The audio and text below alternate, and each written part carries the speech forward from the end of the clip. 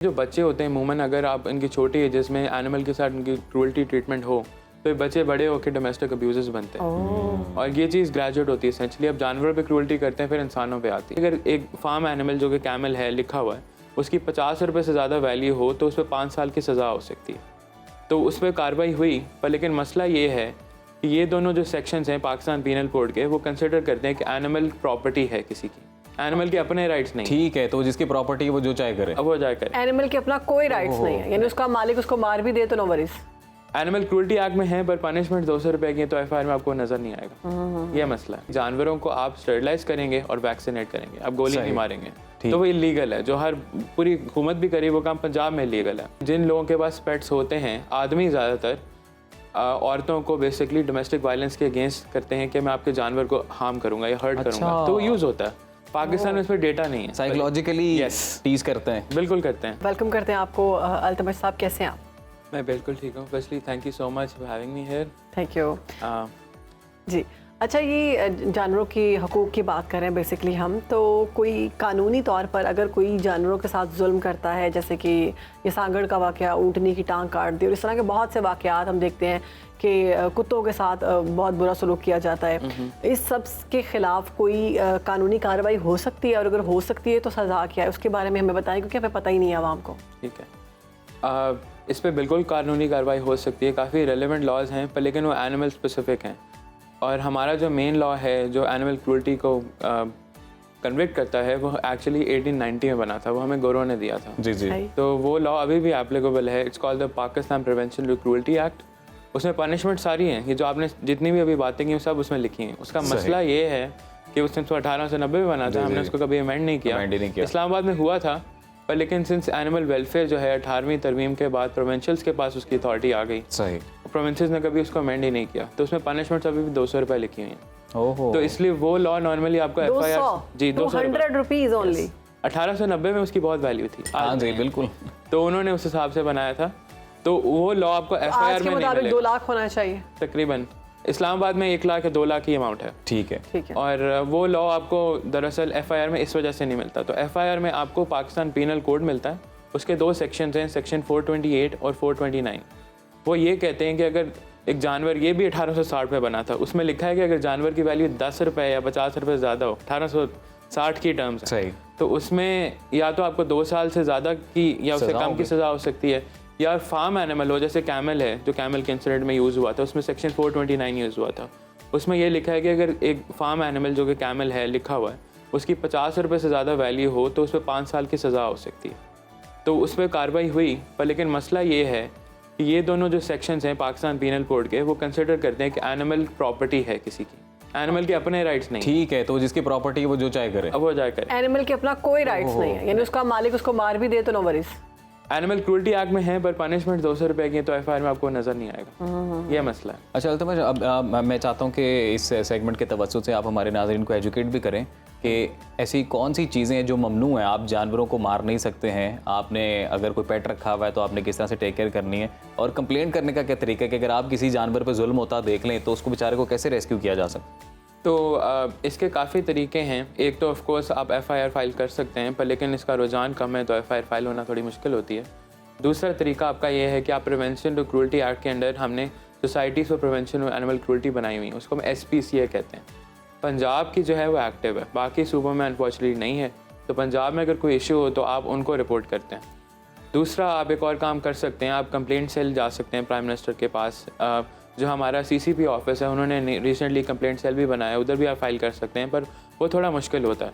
तो आपको अगर कंप्लेंट फाइल करनी है तो आप कुछ इदारों के पास जाते हैं, या मेरे पास, मैं एक्चुअली एक एनिमल लॉ फर्म रन कर रहा हूँ, पाकिस्तान की पहली है। आप हमसे एनिमल लीगल एड अप्रोच कर सकते हैं फ्री ऑफ कॉस्ट। दूसरा कुछ और इदारे हैं, उसका नाम PARC है, उन्होंने पुलिस के साथ काम किया है, तो उधर आप अपने केसेस रिपोर्ट कर सकते हैं। तो आप कानून को मॉडिफाई या इसमें अमेंडमेंट के लिए कोई कोशिश कर रहे हैं? बिल्कुल कर रहे हैं, बिल्कुल कर रहे हैं। अच्छा अल्तमश जी पूछते हैं। जी प्लीज़।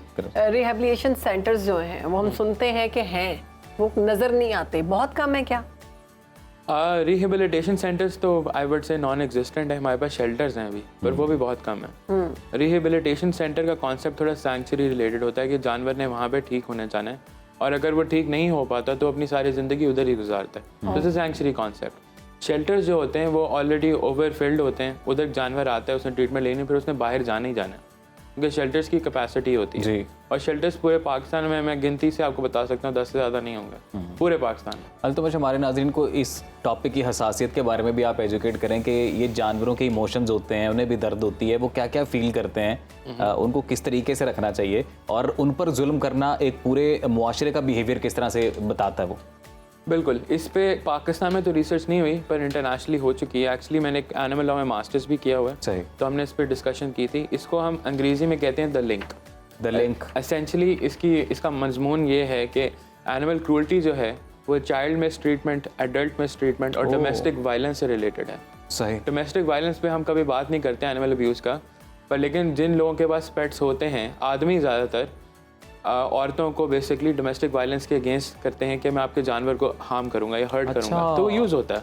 पाकिस्तान में इस पर डेटा नहीं है, साइकोलॉजिकली टीज करते हैं। बिल्कुल करते हैं। तो कुछ लोगों को ये नफ्सियाती तौर पर भी इशू होता है कि वो जानवरों को, मैंने अक्सर सोशल मीडिया पे वीडियोस देखी हैं कि वो पाँव बांध कर और फेंकते हैं, फिर वो उठने की कोशिश करता है, फिर जुल्म करते हैं। कुछ नौजवान की वीडियो मैंने कुछ दिन पहले ही देखी और बहुत इंजॉय कर रहे हैं वो।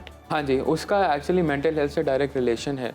तो ये जो बच्चे होते हैं अमूमन, अगर आप इनकी छोटी एजेस में एनिमल के साथ इनकी क्रूअल्टी ट्रीटमेंट हो तो ये बच्चे बड़े होकर डोमेस्टिक अब्यूजर्स बनते हैं और ये चीज़ ग्रेजुएट होती है। एसेंशली अब जानवरों पे क्रूअल्टी करते हैं, फिर इंसानों पे आती है। सही बात है। पाकिस्तान में इसमें डेटा नहीं है, इस पर रिसर्च होने की बहुत ज़रूरत है। अच्छा, पाकिस्तान में डॉग किलिंग की मुहिम चलाई जाती है, कुत्ता मार मुहिम चल रही है, जहर दे देते हैं या फिर गोली मार देते हैं, ये सारी जो मुहिम चलाई जाती है, इनके खिलाफ कोई अपील नहीं हो सकती?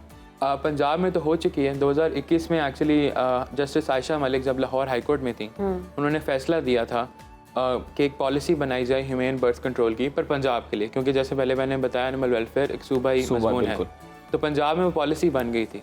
उस पॉलिसी को कहते हैं humane birth control policy 2021।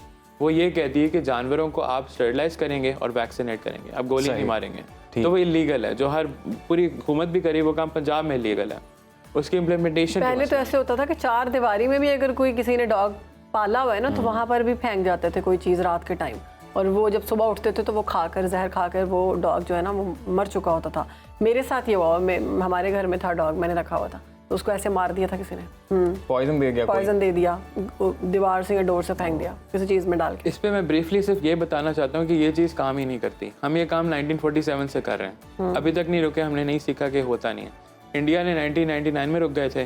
Bhutan completely sterilise करता है अपने डॉग्स को, कोई कलिंग नहीं होती। और बांग्लादेश जो पाकिस्तान के बाद बना था वो 100% कल फ्री है, उधर किसी डॉग को मारा नहीं जाता, 100% स्टरलाइज। वेस्ट में हम देखते हैं कि कुत्तों के, जानवरों के इतने हुकूक हैं, बिल्कुल, तो वहाँ पर कैसे वो ये सब महफूज? मैं भी कह रहा था कोई मिसाल अच्छी सी आप हमारे नाज़रीन को समझाने के लिए कि किसी पढ़े लिखे मुआशरे में, मुअज़्ज़म मुआशरे में किस तरह से ट्रीट किया जाता है। आप बड़े मुल्कों की बात ना करें, आप हमारे जो इकोनॉमिक लेवल है उनकी बात करें। बांग्लादेश जो हमारे बाद बना है वो अपने डॉग्स को पॉइजन नहीं करता, उनको स्टरलाइज करता है। उसकी वजह ये है कि आपने पहले पॉइजनिंग की बात की। अगर आप इतने ज़्यादा कुत्तों को पॉइजन करेंगे, पहले हमारी पॉलिसी नहीं है कि हमने उन डॉग्स की बॉडीज़ को कैसे रिमूव करना है। एग्जैक्टली, एनवायरमेंटल डिजास्टर है जिससे डिजीजेस हो सकते हैं, कोई पॉलिसी नहीं है पाकिस्तान में। दूसरा मसला ये है कि आप जो कलिंग करते हैं उससे बहुत पैसे लगते हैं, जिसकी वजह से जो हम पेरेंट्स हैं उनको एक्चुअली लगता है कि ये हुकूमत मारेगी तो उनके बच्चे सेफ हो जाएंगे, तो वो नहीं होता। बिल्कुल, ये वक्त खत्म हो गया। जाते जाते उस ऊँटनी के बारे में बता दें, वो आपने रेस्क्यू किया जिसकी खबर थी, जिसकी टांग काट दी गई वडेरे की जानिब से, उसकी हालत कैसी है? मैंने नहीं रेस्क्यू किया है, एक इदारे ने किया है, क्योंकि इदारे में बहुत लोग होते हैं। यस, मैं उनका लॉयर हूँ। इदारे का नाम, मैंने सुना है उनको, जिन्होंने टांग काटी है उनको बेल हो गई है उनकी। जी, तो ये ऊँटनी जो है कॉम्प्रिहेंसिव डिजास्टर रिस्पांस सर्विसेज का बेंजी शेल्टर है, ये पूरे पाकिस्तान में है, लाहौर, कराची, इस्लामाबाद, पिंडी, और ये TNVR पे भी काम कर रहे हैं। उनके कराची शेल्टर ने रेस्क्यू किया था सिंध गवर्नमेंट की सपोर्ट से। सिंध गवर्नमेंट ने बहुत काम किया। यस, बहुत शुक्रिया। तो आपके अब वो रिकवर हो रही है। रिकवर हो रही है जी। बहुत शुक्रिया आपके वक्त का, जिसने पाकिस्तान को आपने वक्त दिया।